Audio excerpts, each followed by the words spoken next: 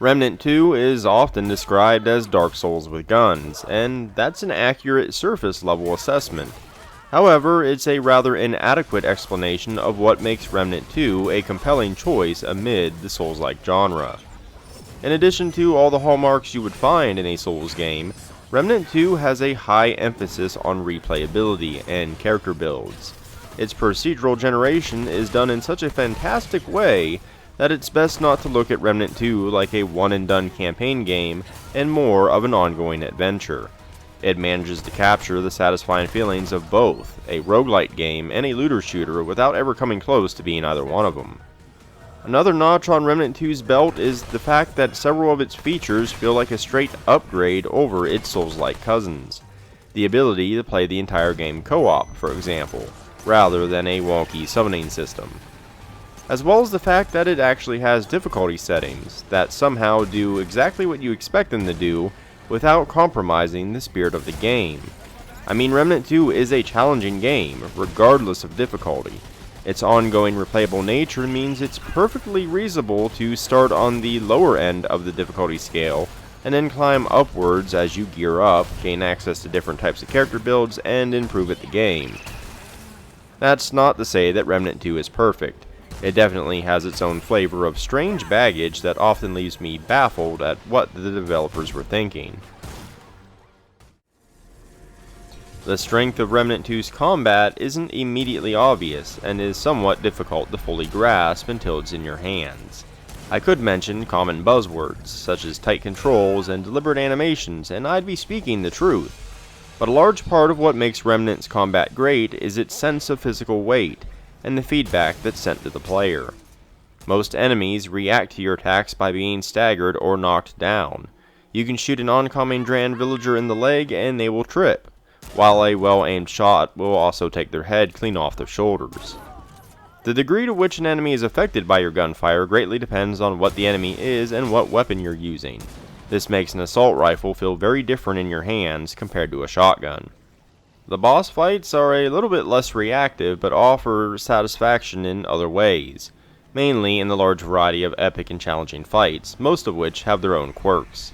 They range from a maze of rolling cubes trying to crush you flat, a behemoth smashing the cliffside you're fighting on, or a creepy ghost diving at you from the walls of an asylum.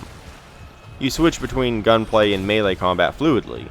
Simply pulling the right trigger without aiming allows you to swing a melee weapon, while holding the left trigger aims your ranged weapon. Each class, of which you can have 2 at a time, has a variety of powers you can employ, from healing circles to automated turrets. Some special weapons have powers of their own, and you can craft mods to attach to others. The term mod really means spell. They can be as simple as making your weapon temporarily deal fire damage to more fantastical effects, such as placing force fields or summoning tentacles. The sheer variety of strange weaponry and powers adds a whole lot to the experience. It all combines to form a very satisfying and fun combat system that never gets stale during the long-haul style of play that Remnant 2 really shines with. I only really have one complaint, and it's with some of the button mappings. The button you use to heal yourself using your limited but rechargeable relics is the same button you hold in order to activate your various abilities. Even after 100 hours, I still end up accidentally wasting a relic when I'm trying to use an ability instead.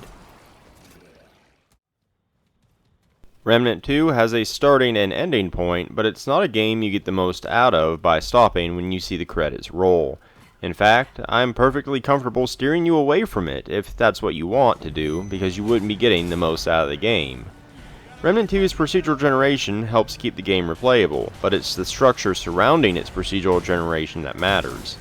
You won't see every dungeon, boss, or weapon on your first playthrough, or even several playthroughs. 3 of the 5 worlds have 2 main storylines, and only one shows up at a time. Those storylines end with a boss that grants 1 of 2 unique items depending on how you dispatch them.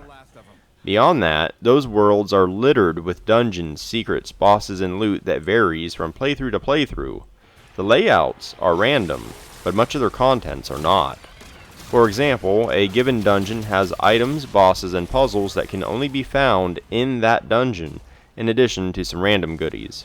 But that dungeon is pulled from a list of possible dungeons when the world is generated. After playing for over 100 hours, I'm still encountering things that I've never seen before. That said, you aren't required to replay an entire campaign. You can simply generate new versions of the worlds you've already completed. The point is, there's a lot more to do and see after what would be the end of any other game. You can keep the same character too, and that's actually half the point. In fact, the game doesn't recommend starting on Nightmare, the game's hard mode difficulty, without gearing up on a lower one first. The unique way Remnant 2 uses its procedural generation makes each playthrough unpredictable to a degree, and the hunt for secrets and items you're missing is exciting. That hunt matters because another large part of Remnant 2 is character building. Remnant 2's character building is exceptionally deep and varied, but it's not something you'll really even think about for several hours, or perhaps at all during your first playthrough. This is part of the game's charm. Remnant 2 isn't a looter shooter, but it still grants you the excitement and satisfaction of every piece of loot you find, because every piece matters. Loot comes at you slowly. By exploring each world, defeating bosses, and uncovering secrets, you unlock a variety of new rings, weapons, amulets, mods, and traits. By combining these together with 2 classes that you can switch between at any time once you unlock them, you have a massive variety of builds at your disposal. But you hunt for the parts you need, slowly, over time. It makes every piece of gear or new power you find exciting, and a post-release patch even made it far easier to actually switch playstyles at any time, so you're never locked into any one build.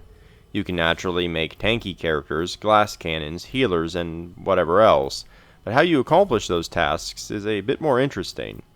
For example, what if you have a mutator that makes a gun fire faster the longer it shoots, and place it on a large machine gun, while also equipping items and traits that give you lifesteal? There are a ton of combos like that, and half the fun is figuring out what you can come up with. In addition to loot, there are several classes, called archetypes. You have to unlock most of them, but each one has a very different playstyle. They include a healing medic, a tanky engineer who can summon turrets, a damage-dealing gunslinger, and more. One neat aspect that further expands the character building is each class has a core trait that they automatically gain points in as they level. The kicker is, if you fully level a class, you can keep that trait without using that class. You just have to distribute points into it yourself. That gives you a bunch of flexibility in your theory crafting. The game really shines in co-op too, due to how each class and character build synergizes with each other. There's a bit of a catch, however. I'd say that pretty much every character build is viable, but definitely not optimal, and it's something you will painfully notice at times. For example, the handler class has this whole shtick about having a dog. The dog is awesome. It fights enemies, draws attention, buffs you and your friends, and can even revive you if you get downed. But it's also incredibly useless against half the game's bosses and enemies because it can't reach them. Melee builds face a similar issue. They can be very powerful and they feel awesome, but there are many zones and boss fights where you will feel completely useless and may have to temporarily switch your build in order to get past them. I don't think every build idea should be amazing in every circumstance, but having a good portion of the game invalidate your playstyle entirely feels pretty bad. Last year, I played multiple popular titles where the game straight up told me the solution to a puzzle within a minute of finding it. There's gotta be a way to clear those rocks. Get a better angle. Can you swing that torch to the other side and burn the bramble blocking your path? Could we climb the shield, maybe? I see. The geyser under the water wheel is blocked. There's a gear, see? Connected to the gate. Maybe use the wheel to expose the rail and place a few sigils on that and then lower it back down. While that's fine as an accessibility option, it's terrible game design if you can't toggle it off. Remnant 2, on the other hand, is a massive overcorrection in the other direction. I love finding secrets and solving things on my own, but I have to have a reasonable chance to do so. Remnant 2's secrets are so obscure that your chances of finding them organically are slim to none. Illusionary walls with absolutely no world building hints that they're there. Complex chains of events that you would have no idea how to do without being told. obscure hidden passages that you will only find by looking them up or accidentally stumbling into them. The thing is, these aren't Easter eggs. They hold entire weapons, and nearly every class in the game is hidden this way. For example, one world is covered in poison gas around the edge of the map. In one particular zone beyond the edge of that gas is an important thing to unlock. You can't see it from the edge. There is no way to organically ever know it's there. No one, and I mean no one, is going to map out the entire edge of the map by going into the poison fog and dying over and over again without knowing that something is there in advance. Even once you look it up and know what you're looking for, it's still difficult to find. Even worse, one particular class requires such a precise combination of items and events done in such a specific way that the only way anyone could have ever known the class exists is through data miners, and that's literally how the developers intended people to learn about it. It's really fun to discover something on your own, and considerably less fun to stop playing and pull up Google to find out how to acquire something. Yet that's precisely how you should play, especially when it comes to unlocking new classes, because short of wasting your time doing things like attacking every single wall in the game, you simply aren't going to find half of the game's loot. Remnant 2 is a pretty incredible game. It's highly replayable, partially due to the clever way its procedural generation is structured, as well as the fact that the combat never gets old.